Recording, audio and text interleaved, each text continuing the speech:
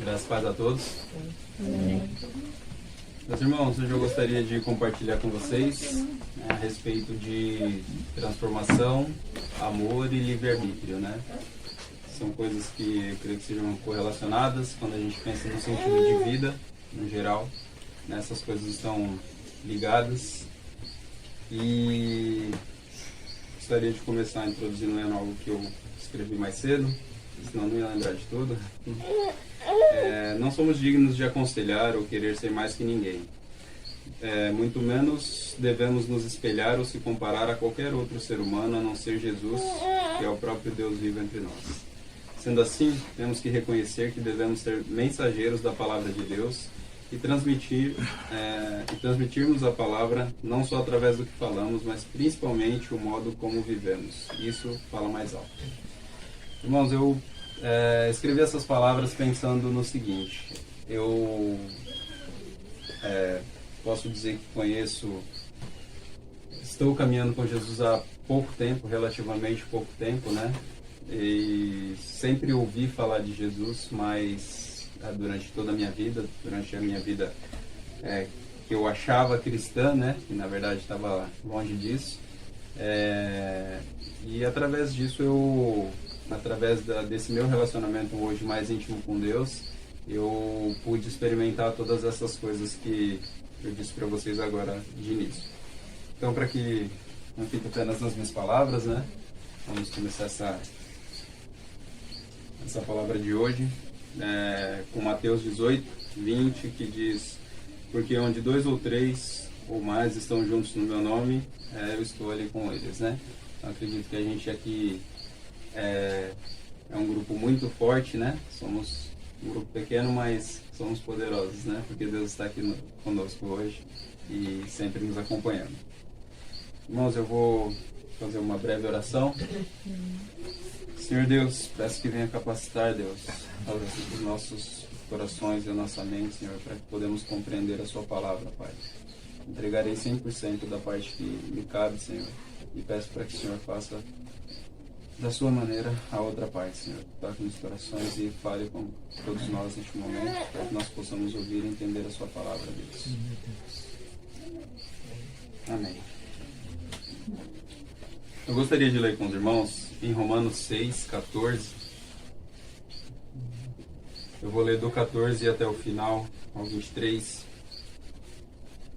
Eu vou ler ele todo e depois eu vou fazer alguns comentários com essa palavra. Romanos 6,14 diz: o pecado não dominará vocês, pois vocês não são mais controlados pela lei, mas pela graça de Deus. O que é que isso quer dizer? Vamos continuar pecando porque não somos mais controlados pela lei, mas pela graça de Deus? É claro que não. Pois vocês sabem muito bem que quando se entregam a alguma pessoa para serem escravos dela, são de fato escravos dessa pessoa a quem vocês obedecem. Assim sendo, vocês podem obedecer ao pecado, que produz a morte, ou podem obedecer a Deus e ser aceitos por Ele. Mas damos graças a Deus porque vocês, que antes eram escravos do pecado, agora já obedecem de todo o coração às verdades que estão nos ensinamentos que receberam. Vocês foram libertados do pecado e se tornaram escravos de Deus para fazer o que é de direito. Falo com palavras bem simples porque vocês ainda são fracos. No passado, vocês se entregaram inteiramente como escravos da imoralidade e da maldade para servir o mal. Entreguem-se agora inteiramente como escravos daquilo que é direito para viver uma vida dedicada a Deus. Quando eram escravos do pecado, vocês não faziam o que é direito. Porém, o que é que vocês receberam de bom quando faziam aquelas coisas de que agora têm vergonha? Pois o resultado de tudo aquilo é a morte. Mas agora vocês foram libertados do pecado e são escravos de Deus. Com isso, vocês ganham uma vida completamente dedicada a Ele, e o resultado é que vocês terão a vida eterna.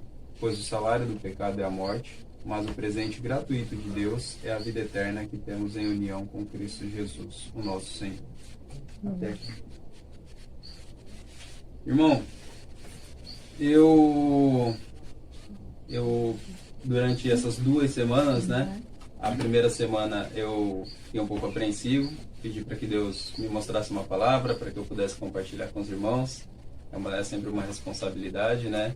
A gente entende essa responsabilidade porque sabe que a Bíblia, a palavra de Deus, ela é viva, né? E a gente sabe que ela toca os nossos corações, né? Ela chega no fundo do nosso coração. Então, se a gente não pedir essa orientação a Deus, se a gente não vier com algo que Ele queira nos mostrar, né? A gente fica só com as nossas palavras e muitas vezes isso pode não surtir o efeito, né? Que Deus quer nas nossas vidas. Então, essa palavra eu fui encontrá-la hoje.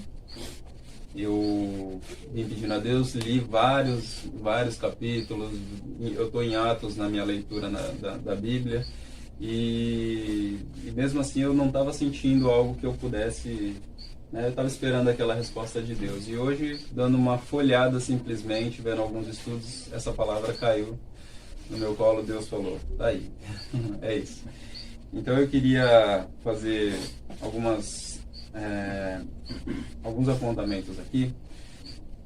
A única base que eu tenho para falar disso é a minha própria vida. Então eu falo que isso caiu assim, né, essa palavra ela cai muito bem para mim, né? Eu me identifiquei muito com muito que diz aqui. Espero que possa fazer sentido para vocês. Vamos começar pelo capítulo 14, o versículo 14, onde diz: o pecado não dominará vocês, pois vocês não são mais controlados pela lei, mas pela graça de Deus. E o 15 diz: o que é que isso quer dizer? Vamos continuar pecando porque não somos mais controlados pela lei, mas pela graça de Deus? É claro que não. Aqui deixa claro, né, que aqui deixa claro que na verdade não é porque conhecemos a Deus hoje, né, e que sabemos que temos a graça de Deus, que podemos fazer o que quiser e que isso não vai ter mais consequência, né? Nós somos falhos, né? Estamos sujeitos ao pecado, estamos sujeitos a errar, e eu sei que a gente não está livre disso mesmo servindo a Deus, né? Quando nós optamos por Jesus, né? É uma escolha, né? Então, mesmo que servimos a Deus, a gente todos os dias temos que fazer essa escolha, né? Temos que escolher servir a Deus. E confesso que não é fácil. Para mim, pelo menos, não foi fácil, não é fácil, né?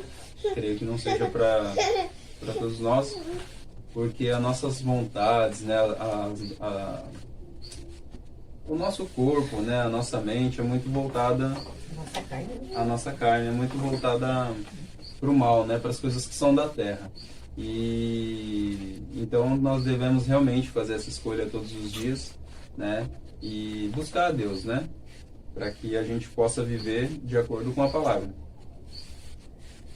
No 16 diz: pois vocês sabem muito bem que quando se entregam a alguma pessoa para serem escravos dela, são de fato escravos dessa pessoa, a quem vocês obedecem. Assim sendo, vocês podem obedecer ao pecado que produz a morte, ou podem obedecer a Deus e ser aceitos por Ele.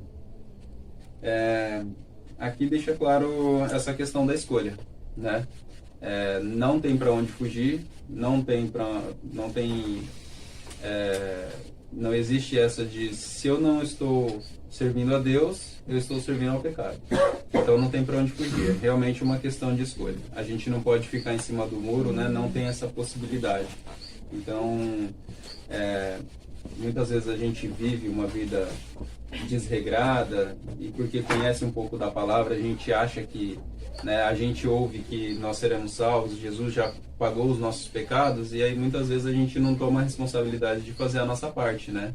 A gente quer que a gente fala, bom, já que Jesus já me salvou, então eu vou viver minha vida, né, do jeito que for, e na verdade não é bem por aí, né? A gente sabe que a gente precisa fazer a nossa parte, escolher realmente todos os dias, né?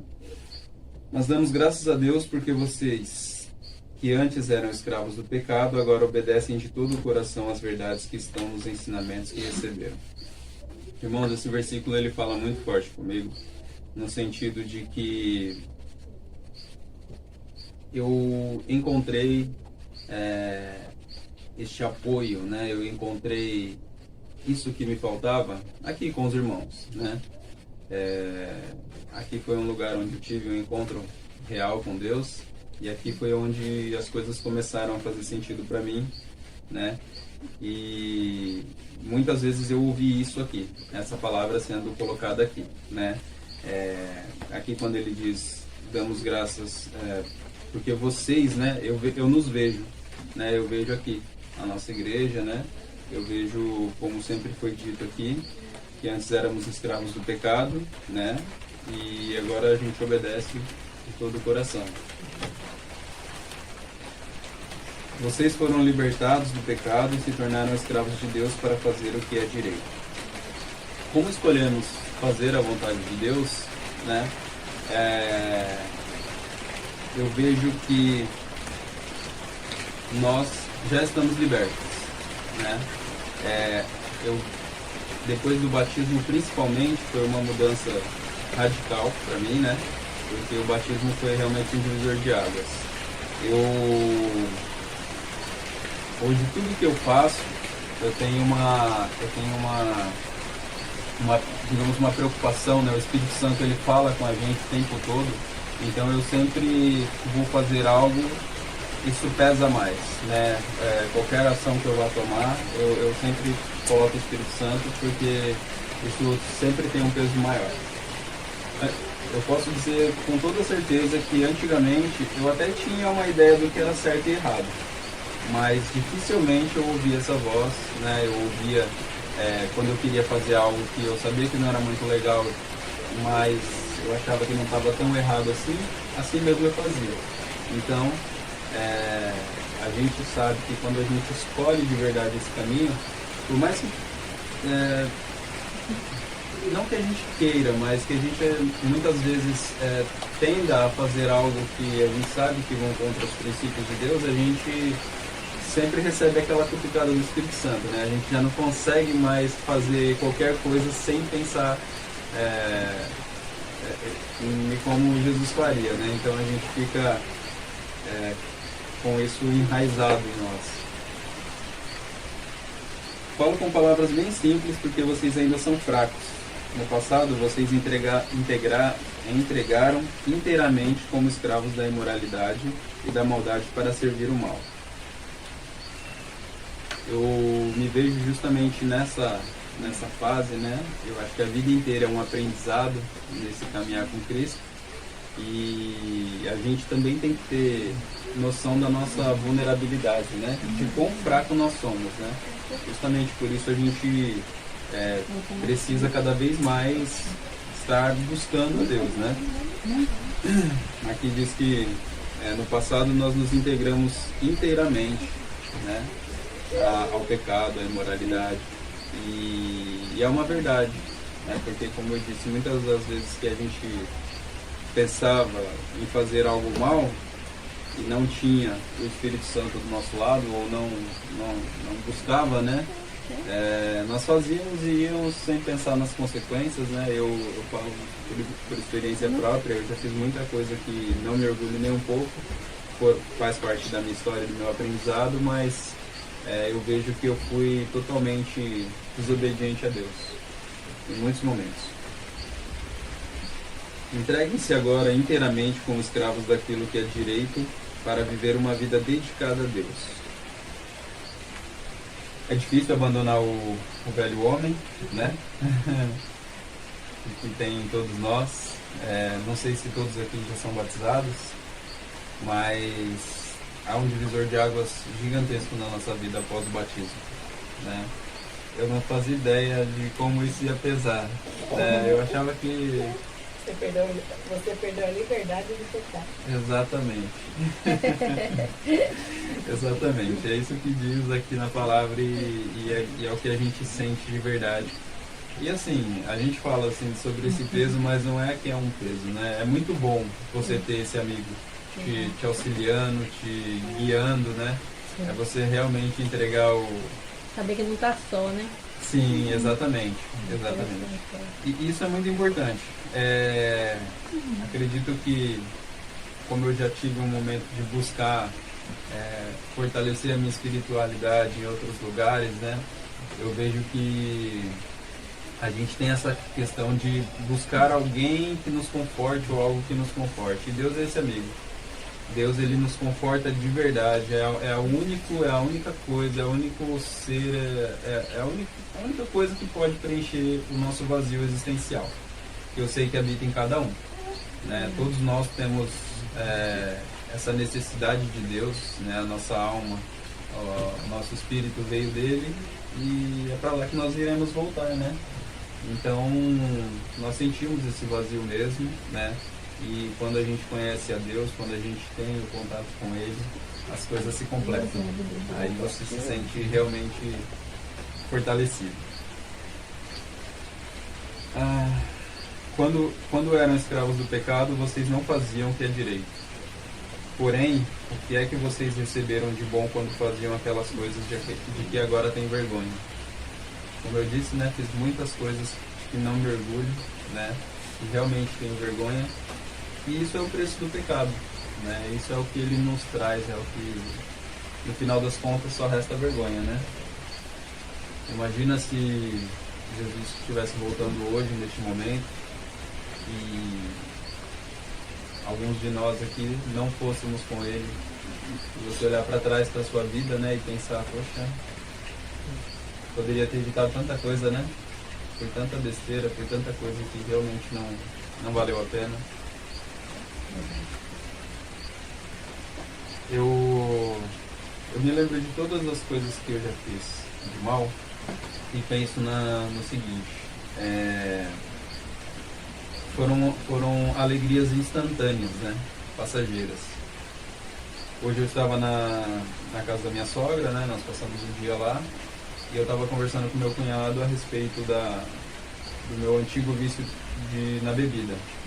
E estava falando para ele, olha, hoje eu sou muito mais feliz do jeito que eu sou. Não vou dizer para você que é fácil. Muitas vezes você está numa confraternização de família, você está com as pessoas que você gosta, seus amigos, as pessoas que estão ali com você estão lá bebendo. Hoje eu não sinto vontade, mas aquilo me incomoda. Parece que assim, a minha mente ela diz, poxa, você podia estar fazendo, né? Não tem nada demais, mas o espírito ele fala mais alto. Ele fala, você está bem, continua, está firme, e o seu exemplo vai ser passado, né?